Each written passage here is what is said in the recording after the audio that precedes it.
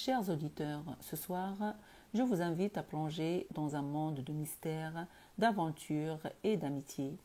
Laissez-moi vous emmener sur les rives du Mississippi, dans la petite ville de Saint-Pétersbourg, où vit un garçon espiègle et plein de vie du nom de Tom Sawyer. La décision de Tom désormais était prise. Il était triste, abandonné de ses amis. Mais quand ceux-ci verraient où il l'avait conduit, il le regretterait peut-être. Il allait désormais sombrer dans le mal et la perversité. Déjà, il était loin du village quand le tintement affaibli de la cloche de l'école retentit à ses oreilles. Il se mit à sangloter à l'idée que plus jamais il ne l'entendrait, cette cloche familière. C'était dur, mais on lui avait imposé sa décision. Maintenant qu'il s'engageait seul dans un monde froid et hostile, le mieux était de se résigner à son sort. Ses sanglots redoublèrent. C'est alors qu'il rencontra son ami le plus intime, Joe Harper. Le regard dur, tout son être tendit visiblement vers une décision grave. Ils vibraient tous deux d'un même cœur. Tom, s'essuyant les yeux sur sa manche, fit part à son camarade de sa résolution de fuir la froideur de tous en s'en allant errer de par le monde pour ne jamais revenir. Et il exprima l'espoir que Joe ne l'oublierait pas. Mais il se trouva que Joe était justement à la recherche de Tom pour l'entretenir d'une semblable intention. Joe venait d'être fouetté par sa mère pour avoir volé de la crème à laquelle en fait il n'avait même pas touché et dont il ignorait même l'existence. Il ne restait donc au pauvre garçon qu'à quitter une mère lasse de sa présence en lui souhaitant d'être heureuse sans lui, de ne jamais regretter de l'avoir abandonnée à un monde hostile pour y souffrir et y mourir. Tout en cheminant, les deux garçons conclurent un pacte les liant l'un à l'autre comme deux frères, jusqu'à ce que la mort les délivrât. Puis ils envisagèrent l'avenir. Joe songeait à une vie d'ermite dans quelque grotte solitaire pour y mourir un jour de faim, de froid et de douleur. Mais il se rangea bientôt à la vie de Tom, reconnaissant avec lui que la vie de pirate offrait d'indiscutables avantages sur celle d'ermite. À quelques 5 kilomètres en aval de Saint-Pétersbourg se trouvait une île boisée, longue et étroite et inhabitée, qui fut choisie comme lieu de rendez-vous. Mais quel vaisseau les pirates allaient-ils attaquer? C'était là un point auquel ils n'avaient pas encore songé. Ils se mirent en quête de Huckleberry, qui ne tarda pas à se joindre à eux, et lui eut fait n'importe quel métier. Mais peu après, les amis se séparaient pour se retrouver vers minuit en un coin solitaire, sur la berge du fleuve, à 3 kilomètres environ du village. Il y avait là un petit radeau de rondins qu'ils se proposaient de capturer. Chacun devait apporter ligne et hameçon et toutes les provisions qu'il pourrait chipper comme il convenait à dire la loi. Avant la fin de l'après-midi, ils avaient réussi à goûter à une joie enivrante à l'idée que toute la ville entendrait bientôt parler d'eux. À tous ceux qui eurent vent de cette nouvelle, on conseilla de tenir leur langue et de patienter. Vers minuit donc, Tom arriva avec un jambon cuit et quelques bribes de nourriture. Il s'arrêta dans un sous-bois touffu. La nuit était constellée et très calme. Le fleuve puissant donnait l'impression d'un océan partant calme. Tom écouta un instant, nul bruit ne vint troubler le silence. Alors il siffla, doucement. Une réponse lui vint. Il siffla 2 fois encore, et chaque signal reçut la même réponse. Alors une voix s'écria. « Qui va là ?» Tom Sawyer, le vengeur noir de la mer des Antilles. « Qui êtes-vous » Huck Finman Rouge et Joe Harper, la terreur des mers. C'est Tom lui-même qui avait trouvé ces titres, inspirés de sa littérature favorite. C'est bon, annonçait le mot de Raymond. 2 voix rauques lancèrent simultanément dans la nuit le même mot sinistre, le sang. La terreur des mers avait apporté une tranche de lard, finement rouge avait dérobé un poêlon, une certaine quantité de tabac non traité et quelques épis de maïs pour en faire des pipes. Mais aucun des trois pirates, hormis lui-même, ne fumait ni ne chiquait. Le vengeur noir de la mer des Antilles déclara qu'il fallait commencer par allumer du feu. L'idée était judiciaire, mais les allumettes étaient alors chose rare dans ces parages. Apercevant par chance des braises qui couvaient sur un grand radeau une centaine de mètres plus haut, ils allèrent à la dérobée s'offrir une bruche incandescente. Ce fut toute une aventure au cours de laquelle ils s'immobilisaient de temps à autre un doigt sur les lèvres, ou portant par précaution la main sur la garde d'un poignard imaginaire. Il donnait l'ordre à voix basse d'enfoncer le poignard dans le corps de l'ennemi si celui-ci bougeait, car les morts ne racontent plus d'histoire. Il savait bien que les hommes du radeau étaient embordés au village, mais il fallait se conduire en pirate digne de ce nom. Bientôt il poussait au large. Tom commandait la manœuvre avec Huck à l'aviron arrière et Jean à l'avant. Tom, les bras croisés, le front plissé, donnait ses ordres avec une voix grave et sévère. Allez-y contre le vent. Et droite la barre, droite. C'est droit, capitaine. À tribord maintenant. Et de l'énergie. Les amis, à un rythme régulier et monotone, poussèrent le radeau vers le milieu du fleuve. Mais déjà ils avaient compris que ces ordres n'avaient d'autre but que d'en imposer. Sous quelle voilure navigue-t-on? Hunier et plein foc, capitaine. Oh, les gabiers. Hun de misaine, et vite. Entendu, capitaine. Les bâches et les cordages. Et allez-y, les gars. Le radeau dépassa le milieu du fleuve. Ils prirent les rames, le niveau du fleuve était assez bas et le courant n'était pas trop fort. 3/4 d'heure durant lesquels ils ne prononcèrent pas une parole. Au passage, ils aperçurent dans le lointain les lumières vacillantes de la ville paisiblement assoupie, au mépris de l'événement prodigieux qui se déroulait à son insu. Le vengeur noir, toujours debout, et les bras croisés, jeta un dernier regard sur le théâtre de ses joies premières et de ses récentes souffrances, regrettant qu'il ne pût le voir maintenant, affrontant le sourire aux lèvres, les périls et la mort sur les vastes mers. Les autres pirates posaient aussi sur le village un dernier regard, si lents qu'ils faillirent se laisser déporter loin de l'île par le courant. S'apercevant à temps du danger, ils réussirent à l'éviter. Vers 2 heures du matin, le radeau s'échoua sur le banc de sable qui affleurait à 200 mètres de l'extrémité de l'île, et ils firent à gué des allées et venues pour débarquer leur cargaison. Le petit radeau possédait entre autres une vieille voile qu'ils tendirent sur des broussailles afin d'en faire une tente pour abriter leurs provisions. Quant à eux, ils coucheraient à la belle étoile, comme il s'y aide à des ors la loi. Ils allumèrent du feu dans les sombres profondeurs de la forêt, firent cuire le lard dans la poêle, et consommèrent d'un coup la moitié de leurs provisions de pain et de maïs. Ce leur parut merveilleux de festouiller ainsi dans la forêt vierge d'une île inexplorée et inhabitée, loin des demeures des hommes, et ils déclarèrent que jamais ils ne retourneraient en pays civilisé. « N'est-ce pas que c'est merveilleux ?» dit Joe. « Que diraient les copains s'ils nous voyaient ?» Qu'est-ce qu'ils diraient? Mais ils mourraient d'envie de venir nous rejoindre. Pas vrai, Huck? Je crois bien. Moi, en tout cas, ça me convient. Je ne pouvais pas rêver mieux.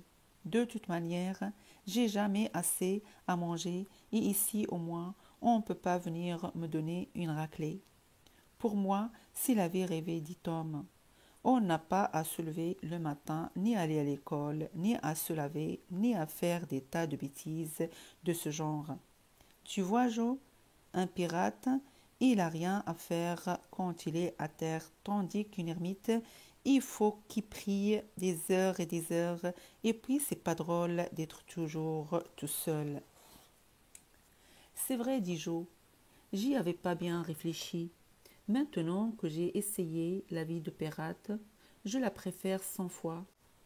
Et tu sais, renchérit Tom, un pirate il est toujours respecté, tandis que les ermites en ont fait plus grand cas.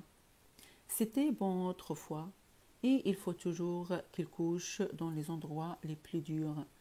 L'ermite est qui mette son sac et des cendres sur sa tête et qui reste dehors même sous la pluie. Mais pourquoi qui se met un sac et des cendres sur la tête?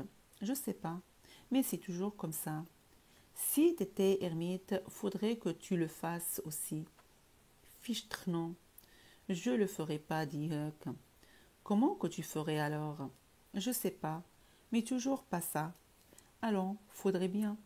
Tu pourrais pas l'éviter. Je pourrais pas le supporter. Je m'enfuirais plutôt. T'enfuir? Eh ben, tu ferais un drôle d'ermite. Ça serait une honte. Main Rouge ne répondit rien. Il avait mieux à faire. Ayant fini de creuser un épi, il le munit d'une tige d'herbe, le bourra de tabac et porta un charbon rouge pour en dégager une fumée odorante. Il était au comble de la jouissance. Les autres pirates lui enviaient ce vice honorifique et résolurent en secret d'acquérir rapidement ce talent. À brûle-pourpoint, Huck demanda. Les pirates, qu'est-ce qu'ils ont à faire au juste? Ils s'offrent bien des bons temps, dit Tom.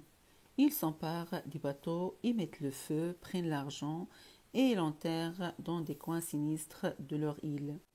Là où il y a des fantômes pour veiller dessus, et ils tuent tout le monde dans les bateaux et les font passer à la planche. Et les femmes, dit Joe, ils les tuent pas, ils les emmènent dans l'île. Non, approuva Tom, ils les tuent pas, parce qu'ils sont trop nobles. Et puis les femmes, elles sont toujours belles. Est-ce qu'ils portent pas des vêtements magnifiques, tout couverts d'or, d'argent et de diamants? Dit Joe, enthousiaste. Qui ça? Dit Huck. Les pirates, bien sûr.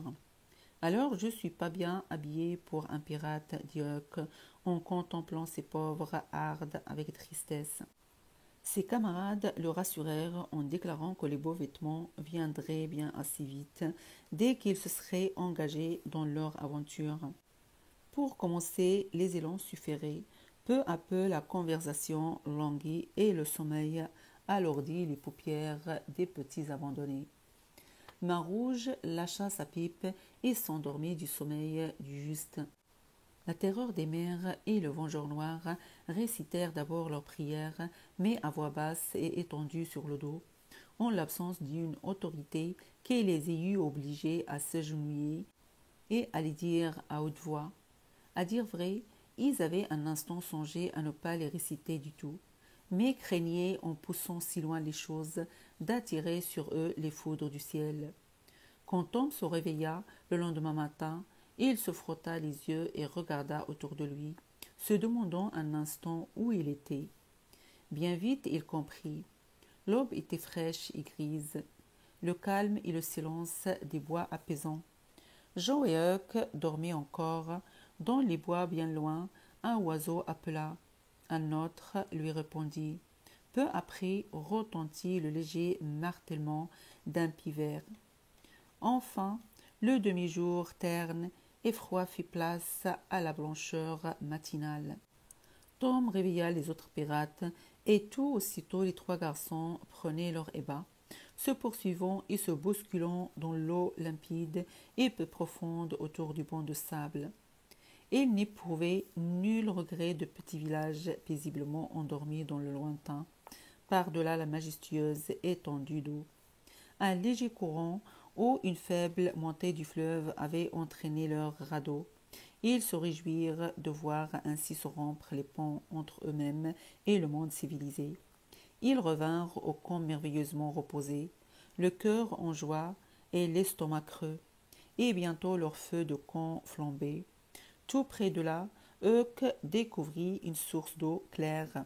Les garçons prennent de larges feuilles de chêne et de hickory en guise de bol. s'aperçurent que Sato, le charme mystérieux de la forêt aidant, remplacerait fort bien le café.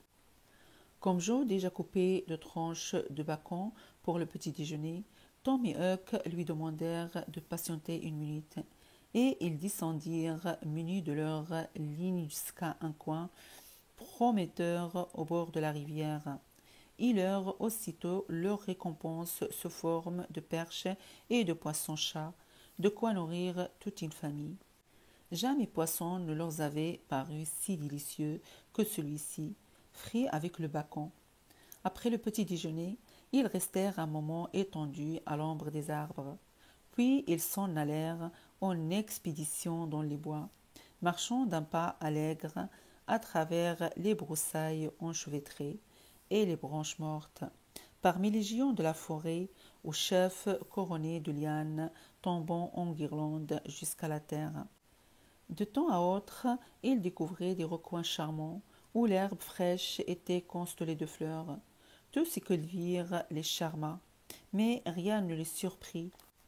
Ils s'aperçurent que l'île avait environ 5 kilomètres de long et 500 mètres de large, et qu'en un point elle n'était séparée de la rive du fleuve que par un chenal large de 200 mètres à peine. Ils prirent un bain presque toutes les heures et ne revinrent au camp que vers le milieu de l'après-midi, si affamés qu'ils n'allèrent même pas pêcher, mais se régalèrent de jambon froid. Puis ils s'assirent à l'ombre pour bavarder un peu. Mais la conversation ne tarda pas à languir, car le calme des bois et la solitude les invitèrent plutôt à une méditation assez morose. Ils se mirent à réfléchir. Et ils éprouvaient au fond de leur cœur un vague désir qui bientôt prit forme. La nostalgie du village natal déjà germait en eux. Memphine, main rouge, rêvait de porcheries vides et de seuils à couillons. Il avait tout honte de pareilles faiblesses. Cependant, un bruit étrange commençait à résonner dans le bois, puis se rapprocha, se fit plus distinct. Les enfants se regardèrent, tendant l'oreille. Après un long silence, un coup sourd, profond, retentit soudain au loin, se répercutant dans le bois. « Qu'est-ce que c'est » s'écria Joe, retenant sa respiration. « Je me le demande, » dit Tom à voix basse. « C'est pas le tonnerre, dit Huckberry, d'un ton qui trahissait sa frayeur. « Écoutez, dit Tom, et taisez-vous. » Au bout d'un moment qui leur parut très long, le même coup assourdi revint troubler le calme de la forêt. « Allons voir. » Ils se levèrent d'un bond et se dirigèrent vers la berge face à la ville. Écartant les broussailles, ils distinguèrent le petit bac à vapeur qui, à 2 kilomètres environ au-dessous du village, dérivait au gré du fleuve. Sur le large pont du bateau se pressait une foule compacte. Autour du bac flottaient beaucoup de canots à rames ou dérivant au gré du courant. Mais les garçons ne purent voir ce que faisaient leurs occupants. Bientôt un grand panache de fumée blanche jaillit du flanc du ferry-boat et le même coup sourd parvint aux oreilles des pirates. « Je comprends maintenant, » s'écria Tom. « C'est quelqu'un qui se noie. »« C'est ça, dit Huck. L'été dernier, ils ont fait la même chose quand Bill Terney s'est noyé. Ils tirent le canon à la surface de l'eau et ça le fait remonter à la surface. Et même ils prennent des pains entiers, ils mettent du vif-argent dedans et les envoient flotter sur l'eau. Et les pains s'arrêtent juste là où il y a quelqu'un qui s'est noyé. J'ai aussi entendu parler de ça, dit Joe. Je me demande pourquoi les pains repèrent les noyés. Moi, dit Tom, je crois pas que ça soit seulement le pain. C'est surtout les mots qu'ils prononcent dessus avant de le lancer sur l'eau.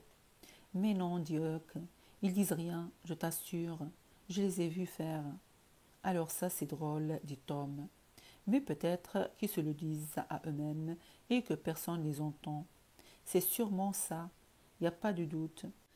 Je voudrais bien me trouver là-bas, sapristi, dit Joe. Moi aussi, dit Huck, et je demande bien qui c'est. Et ils écoutèrent encore en silence et observèrent. Alors la lumière jaillit dans l'esprit de Tom et il s'écria. « Je sais qui c'est qui s'est noyé, les gars. C'est nous. Ils se prirent à l'instant même pour des héros. Quel triomphe enivrant! On s'était aperçu de leurs absences, on s'inquiétait d'eux, on versait des larmes sur leur compte, on se reprochait des méchancetés qu'on n'avait pu leur faire à ces pauvres enfants. On se confondait en regrets et en remords désormais inutiles.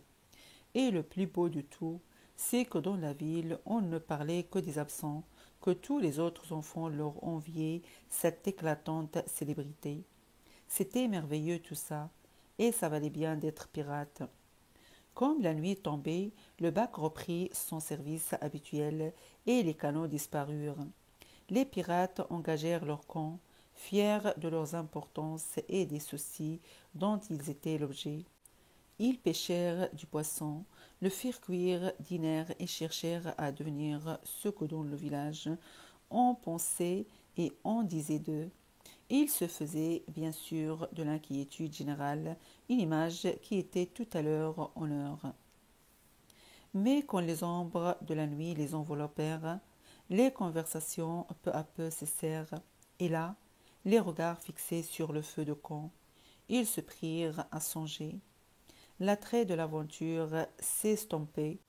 Tom et Joe ne pouvaient écarter de leurs pensées ceux qui, à la maison, ne goûtaient peut-être pas la plaisanterie autant qu'eux. L'inquiétude les gagna. Ils étaient troublés, mal à l'aise. Un soupir leur échappa, et Joe enfin timidement tâta le terrain, demandant ce que diraient ses camarades d'un retour à la civilisation. Pas tout de suite, mais Tom le foudria de ses sarcasmes. Huck fit chorus avec Tom et le pauvre garçon hésita.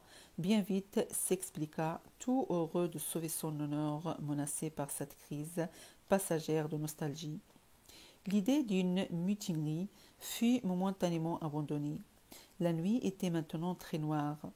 Huck ne tarda pas à ronfler et Joe à l'imiter. Tom, allongé mais appuyé sur son coude, les observait. Enfin, il se redressa avec précaution et à la lueur vacillante du feu de camp qui couvait encore, il ramassa 2 morceaux d'écorce de sycomore. Puis, se mettant à genoux près du feu, il s'appliqua à écrire quelques mots sur chaque plaque d'écorce. À l'aide de son encre rouge, il roula l'une de ces plaques et la mit dans la poche de sa veste. Il glissa l'autre dans le chapeau de Joe, qu'il eut soin d'éloigner un peu de son propriétaire. Il déposa aussi dans le chapeau quelques-uns de ses trésors si précieux pour un écolier, un morceau de craie, une gomme, 3 hameçons et quelques billes, et puis, prudemment sur la pointe des pieds, il se glissa entre les arbres, et dès qu'elle sut ne plus pouvoir être entendue, il se mit à courir en direction du banc de sable. Quelques minutes plus tard, Tom, suivant les bas-fonds, marchait en direction de la côte de l'Illinois. Il était à mi-chemin quand l'eau plus profonde ne lui permettant plus de passer à gué. Il se mit résolument à nager. Il lui restait 100 mètres à parcourir. Il luttait pour remonter le courant, mais il était entraîné en sens inverse plus vite qu'il ne s'y attendait. Il atteignit pourtant la berge, la longea un moment pour trouver enfin un endroit où il put mettre pied à terre. Glissant une main dans la poche de sa veste, et il y trouva son morceau d'écorce. Alors, il s'enfonça à travers bois, prenant soin de suivre la rive. Peu avant 10 heures, il arrivait à un espace dégagé, face au village, et y vit le bac amarré sous des arbres. Alors, il se laissa glisser dans l'eau, nagea quelques brasses et se hissa dans le canot attaché à l'arrière du petit vapeur. Il se coucha sur le banc de nage et attendit le cœur battant. Bientôt, la cloche fêlée tinta. 1 minute plus tard, l'avant du canot se laissait porter sur le sillage du bac. La traversée était commencée. Tom se réjouissait de son succès, car c'était, il le savait, le dernier voyage de la soirée. Au bout d'un quart d'heure environ, les roues s'immobilisèrent et Tom, se glissant par-dessus bord, gagna la côte à la nage. Il grimpa sur la berge, quelques 50 mètres en aval, où il ne risquait pas de rencontrer quelques promeneurs attartés. Il se mit à courir de toute la vitesse de ses jambes, par des chemins peu fréquentés, et bientôt il se trouvait derrière la maison de sa tante. Escaladant la palissade, il alla jeter un coup d'œil par la fenêtre du salon où brillait une lumière. Tante Polly était là, près du lit, causant avec Sid, Marie et la mère de Joe Harper. S'approchant de la porte, il souleva tout doucement le loquet, appuya légèrement et la porte s'entr'ouvrit.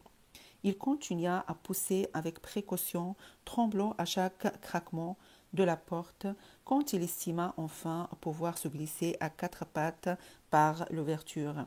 Il passa la tête et se mit à l'œuvre prudemment. « Qu'est-ce qui fait sauter la chandelle comme ça ?» dit tante Polly.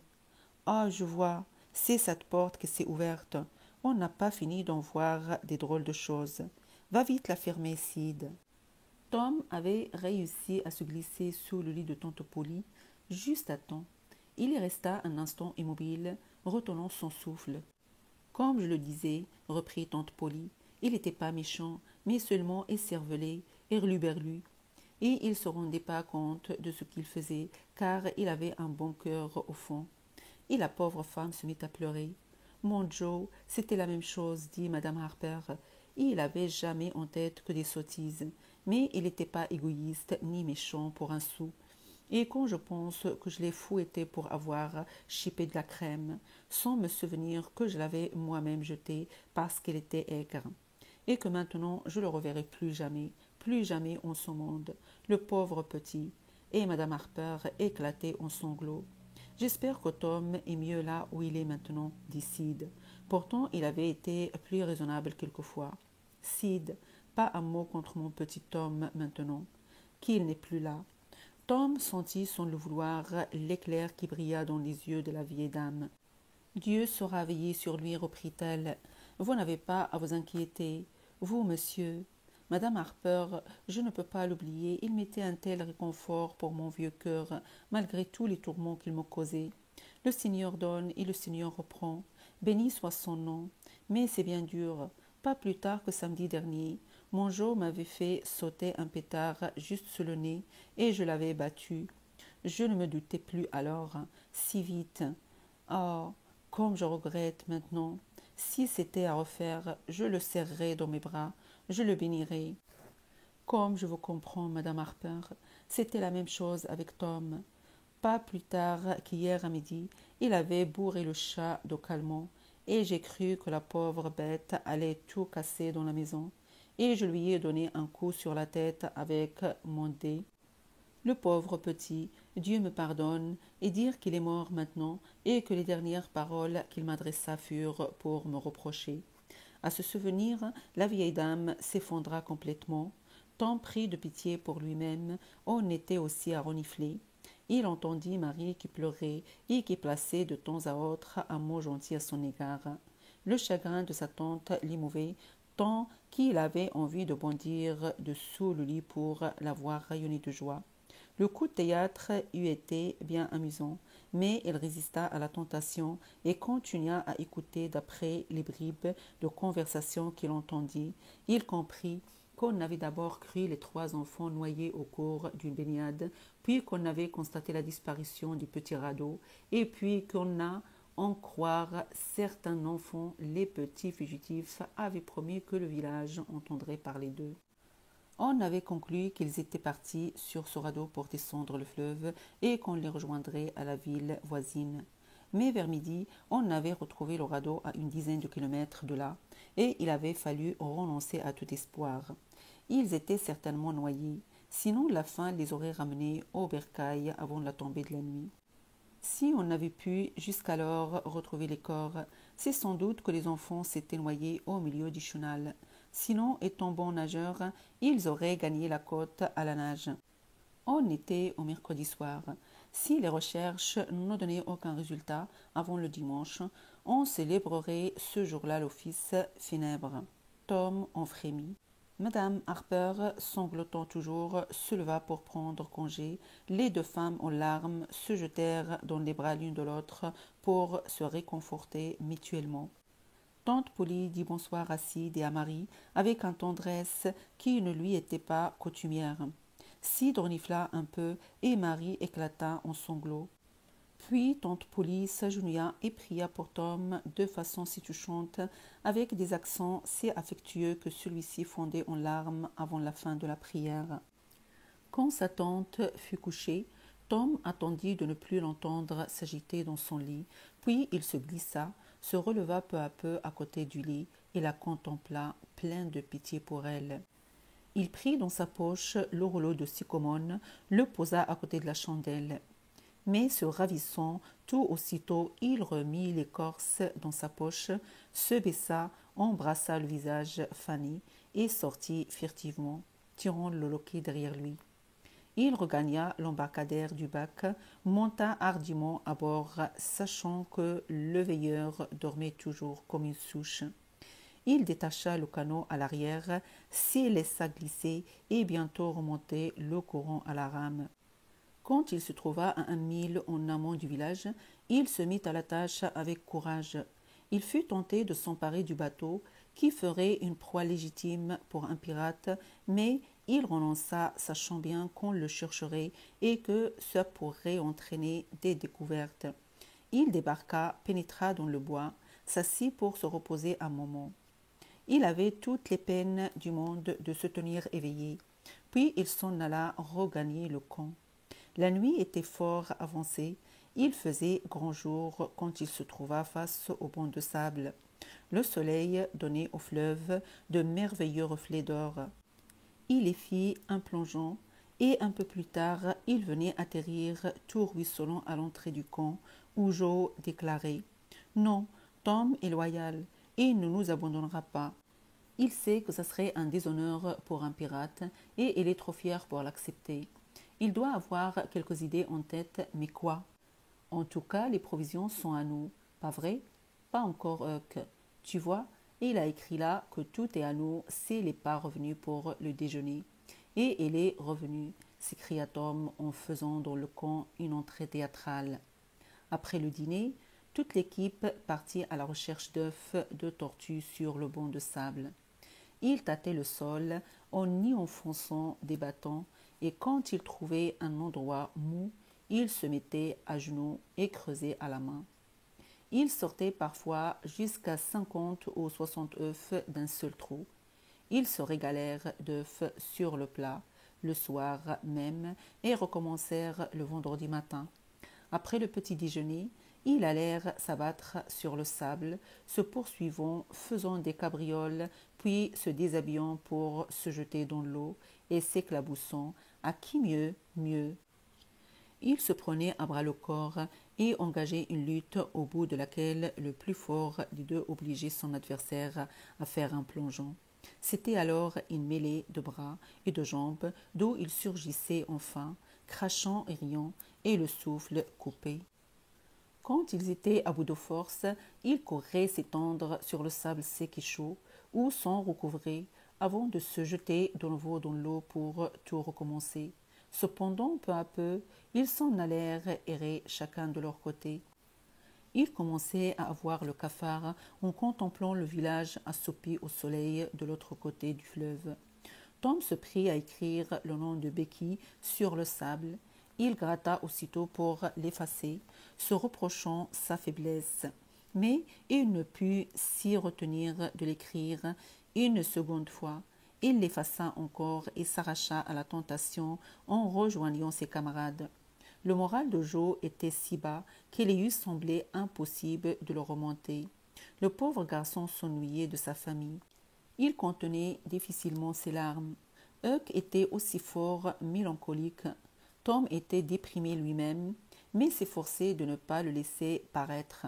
Il avait un secret qu'il n'était pas prêt de dévoiler.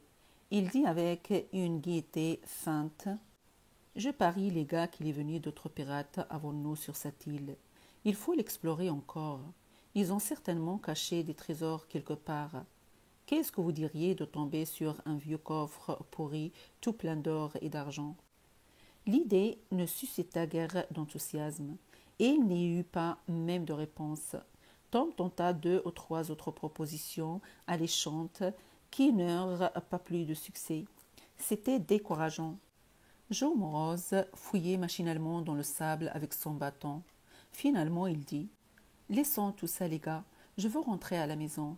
On est trop seuls ici. »« Mais non, Joe, dit Tom. Tu vas t'y faire.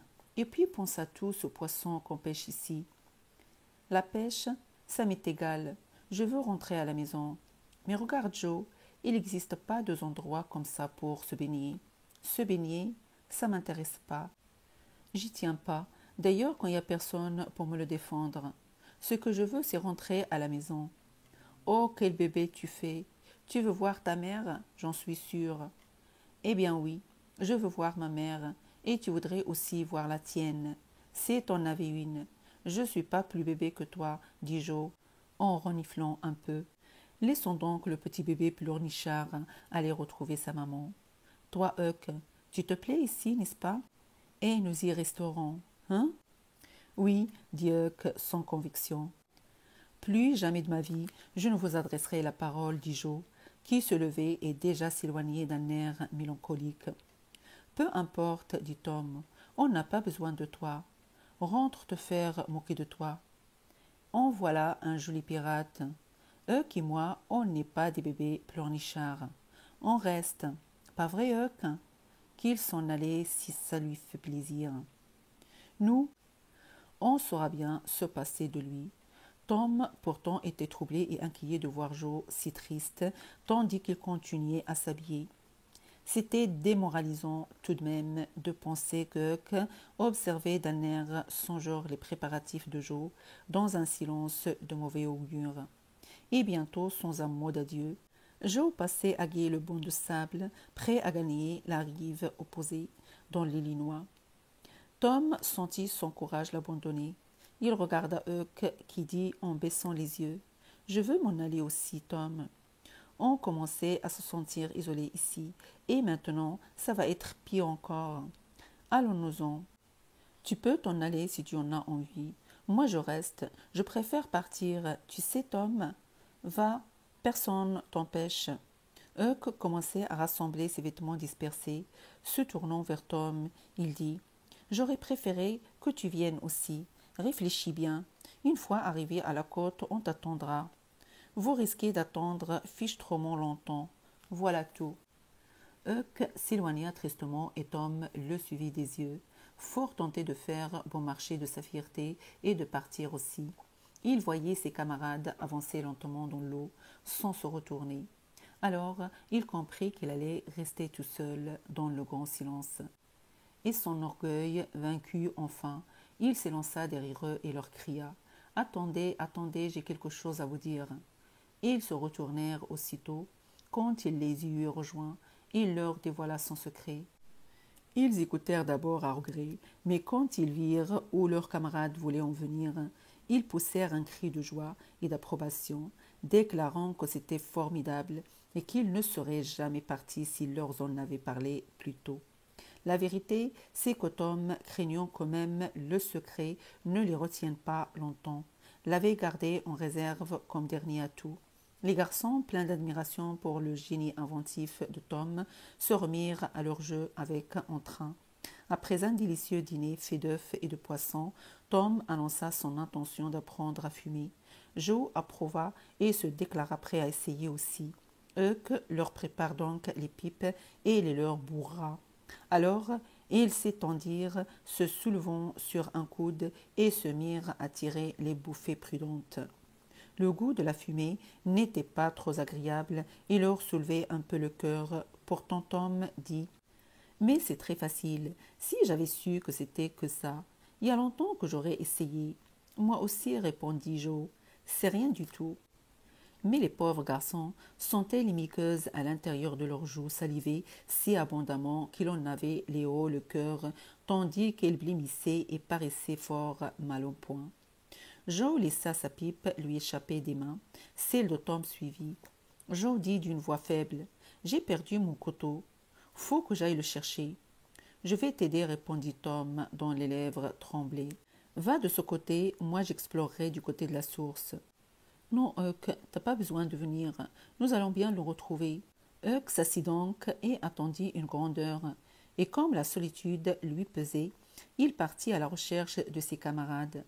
Ceux-ci, très pâles, dormaient profondément dans deux recoins éloignés des bois, visiblement débarrassés de leurs tracasses. Au dîner, ils furent peu loquaces et assez penauds. Et quand Huck, bourrant sa pipe, leur proposa de préparer aussi les leurs, ils refusèrent sous prétexte que le déjeuner n'avait pas très bien passé et qu'ils se sentaient fatigués. Mes chers auditeurs, notre aventure pour aujourd'hui est terminée. J'espère que vous avez apprécié cette histoire autant que moi.